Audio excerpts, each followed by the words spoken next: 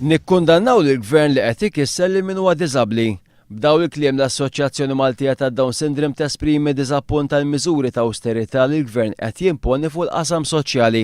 Biex jagħmel tajjeb għat-tnaqqis ta' 40 miljun euro mill-budget ta' pajjiżna, il-Gvern iddeċieda li jaqta' miljun u erba' mit-telf euro mill-aġenziji li jgħinu lil nies vulnerabbli fosthom il-persuni b'diżabilità.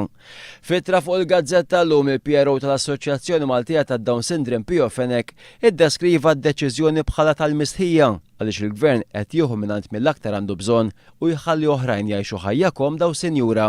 L-Assocjazzjoni Down Syndrome fakret li l-persuni b'nuqqas intellettwali bħal membri tagħha għandhom bżonn kontinwu ta' għajnuna professjonali biex jgħixu ħajja indipendenti.